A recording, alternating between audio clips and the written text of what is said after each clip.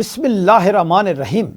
السلام علیکم ناظرین، میں ہوں جی ایم جمالی اور آپ دیکھ رہے ہیں ڈیجیٹل کے سب سے بڑے چینل نیوز پاکستان کا پروگرام اے ٹو زی۔ ناظرین، پاکستان میں دہشت گردی کا سلسلہ جاری ہے، جبکہ دوسری طرف روزانہ کی بنیاد پر دہشت گردی اور دہشت گردوں کے خلاف سیکورٹی فورسز کی طرف سے آپریشن بھی جاری ہے، جس میں کئی سو دہشت گردوں کو جہنم واصل کیا جا چکا ہے۔ بنو ریجن کے مختلف علاقوں میں پولیس، سی ٹی ڈی اور سیکورٹی فورسز کی جانب سے آپریشنز کیے گئے۔ آپریشنز میں 17 دہشت گردوں کو جہنم واصل کر دیا گیا۔ اس حوالے سے سینٹرل پولیس آفس کا کہنا ہے کہ ہلاک دہشت گردوں میں 3 اہم کمانڈرز بھی شامل ہیں۔ آپریشنز کے دوران متعدد دہشت گرد زخمی بھی ہوئے۔ سینٹرل پولیس آفس نے کہا ہے کہ آپریشنز میں پولیس اور سیکورٹی فورسز محفوظ رہے۔ آپریشن کے دوران اہل علاقہ کا بھرپور تعاون بھی حاصل رہا۔ ہلاک دہشت گردوں سے بڑی تعداد میں اسلحہ و گولہ بارود بھی برآمد ہوا ہے۔ علاوہ ازیں آئی جی کے پی ذوالفقار حیدر نے کہا ہے کہ خیبر پختونخوا کی مٹی کو فتنہ الخوارج سے پاک کریں گے۔ دہشت گردوں کا ان کی خفیہ پناہ گاہوں تک پیچھا کیا جائے گا۔ ذوالفقار حمید کا کہنا ہے کہ عوام کے جان و مال کی حفاظت کے لیے آخری دہشت گرد کے خاتمے تک آپریشنز جاری رہیں گے۔ جی ناظرین، دوسری طرف خیبر پختونخوا اور پنجاب اسمبلی میں 6 قومی اسمبلی کی اور صوبائی اسمبلی کے 7 حلقوں پر ضمنی انتخابات اتوار کل منعقد ہوں گے۔ قومی اسمبلی کے حلقوں NA 18 ہری پور، NA 129 Lahore, NA 143 Sahiwal, NA 185 D J Khan, NA 96 Faisal آباد اور NA 104 فیصل آباد پر ووٹنگ کل ہوگی۔ صوبائی اسمبلی کے حلقوں میں PP 98، PP 115 اور PP 116، PP 73 سرگودا، PP 87 میاں والی، PP 203 سائیوال اور PP 269 مظفر گڑھ پر ووٹنگ کل ہوگی۔ دوسری جانب الیکشن کمیشن آف پاکستان نے انتخابی ڈیوٹی کے دوران پاک فوج اور سول آرمڈ فورسز کے لیے ضابطہ اخلاق جاری کر دیا ہے۔ ضابطہ اخلاق کے مطابق پولیس پہلی، سول آرم فورسز دوسری اور پاک فوج تیسری رسپونڈ ہوگی۔ فوج انتہائی حساس پولنگ اسٹیشنز کے باہر تعینات ہوگی۔ بیلٹ پیپرز کی پرنٹنگ پریس پر پاک فوج، سول آرم فورسز سیکورٹی پر مامور ہوں گے۔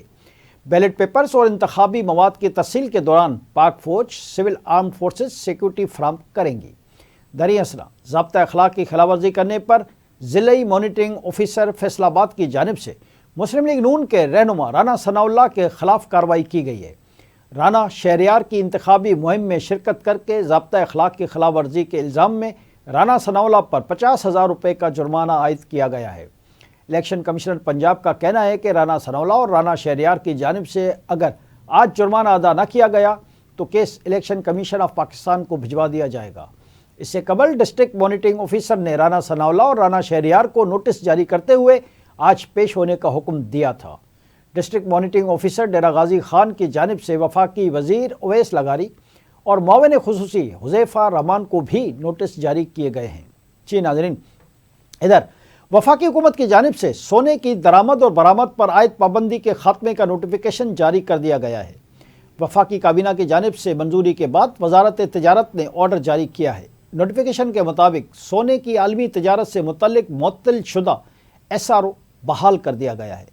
وفاقی حکومت نے قیمتی دھاتوں و زیورات کی درآمد و برآمد سے متعلق کچھ ترامیم بھی کی ہیں، جبکہ قیمتی دھاتوں اور زیورات کی درآمد اور برآمد کا فریم ورک برقرار رہے گا۔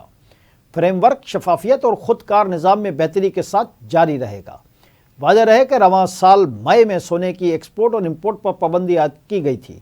وزارت تجارت نے 6 مئی 2025 کو سونے کی تجارت منظم کرنے والا SRO 60 روز کے لیے معطل کیا تھا۔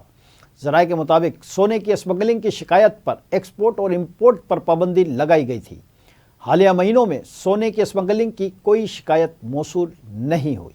جی ناظرین، عالمی افق سے خبر ہے کہ یوکرین کی جانب سے امریکی صدر ڈونلڈ ٹرمپ کے امن منصوبے پر شدید رد عمل کا اظہار کیا گیا ہے۔ یوکرین کے صدر زیلنسکی نے امریکی امن منصوبے کو روس کے مطالبات کو تقویت دینے والا مسودہ قرار دیتے ہوئے کہا ہے کہ وہ ایسا کوئی معاہدہ قبول نہیں کریں گے جو یوکرین کے مفادات سے غداری کے مترادف ہو۔ زیلنسکی کا کہنا ہے کہ امریکی منصوبے میں یوکرین سے زمین چھوڑنے، فوج میں کمی اور نیٹو میں شمولیت نہ کرنے کی شرائط رکھی گئی ہیں۔ قبل ازیں روسی صدر پیوٹن نے منصوبے کا خیر مقدم کرتے ہوئے کہا ہے کہ یہ حتمی امن معاہدے کی بنیاد بن سکتا ہے۔ پیوٹن نے اپنے بیان میں خبردار کرتے ہوئے مزید کہا کہ اگر یوکرین مذاکرات سے پیچھے ہٹا تو مزید علاقے ضم کر لیے جائیں گے۔ یورپی کمیشن کی سربراہ ارسلان فون ڈیر لائن کا کہنا ہے کہ یوکرین کے بغیر اس کے بارے میں کوئی فیصلہ نہیں ہونا چاہیے۔ ایسے میں یوکرینی وزیر خارجہ آندرے سمبیا نے یورپی اتحادیوں برطانیہ، فرانس اور یورپی یونین کے وزرائے خارجہ سے رابطہ کیا ہے اور اگلے اقدامات کی حکمت عملی پر تبادلہ خیال کیا گیا ہے۔ واضح ہے کہ صدر ڈونلڈ ٹرمپ نے یوکرین کو امن معاہدے پر دستخط کے لیے 1 ہفتے کی ڈیڈ لائن دے رکھی ہے۔ منصوبے کے مطابق روس کو نئے علاقے، عالمی معیشت میں شمولیت اور G8 گروپ میں واپسی کی اجازت مل جائے گی۔ آج کے لیے اتنا ہی۔ اگلے پروگرام تک کے لیے اپنے میزبان جیم جمالی کو اجازت دیجیے۔ اللہ حافظ۔